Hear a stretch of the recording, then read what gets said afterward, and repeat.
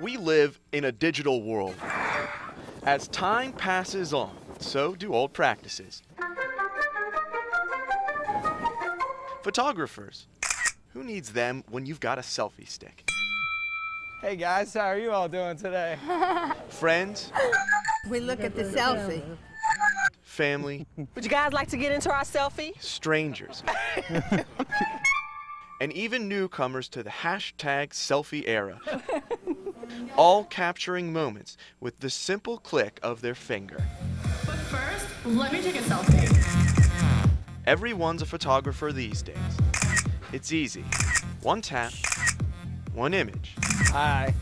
one memory. Let me take another selfie. Yeah, I wouldn't be like, hey guys, come on. I want to get these people. They look fun. You guys ready? We're ready. All right, smile. Let me take another selfie. Every day, thousands, maybe even millions of selfies are taken across the country. Many of them make it to the internet.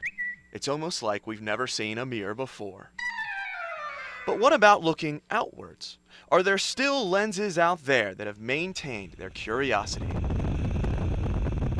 I've always enjoyed just driving around really and driving back roads and seeing what you come across. Peer into Jones County every once in a while, and you'll find one soul who's into the old-fashioned. I know if I cruise around back in here, you're pretty likely to come across something. What most people pass by, Zach Fraley sees as an opportunity. I've always loved photography. It's what I do for a living, and I just love pointing my cameras at these old places. On a stretch of Wise Fork Road sits an interesting subject. Gray, like many things with age. See bees coming out the side there by the chimney. Fraley thinks it's at least 150 years old.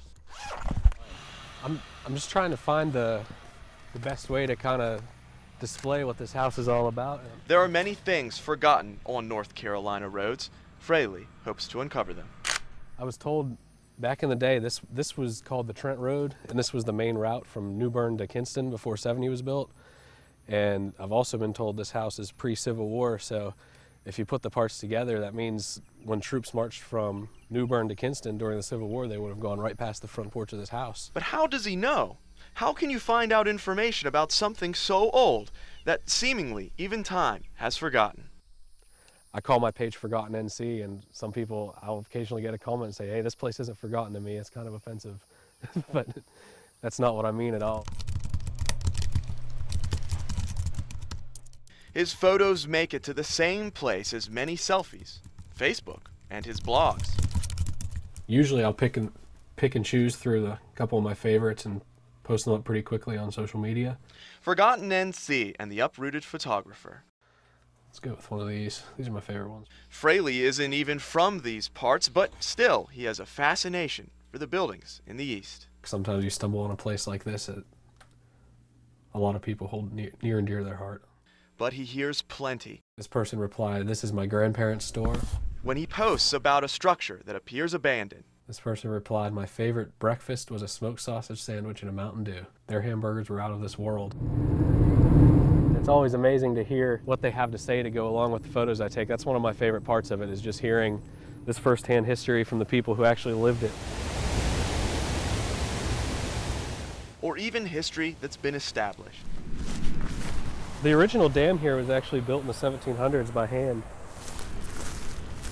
They've done a lot of work to restore the mill house here recently. Bronk Mill, well known in Trenton and vibrant with the right angle. Down here you don't know if you're stepping in water, rocks, or grass, or mud. Zach Fraley is presenting the times from eras past in the most modern way possible. Sharing something that's 150 years old, was working 150 years ago on new media, is pretty neat. But how does he feel about self-portraits? Yeah. I'm guilty of doing that too. I like to post things to Instagram while I'm out in the field. So, all right, there you go. 1, 2, 3. Reporting in Trenton, Kyle Horan for News Channel 12.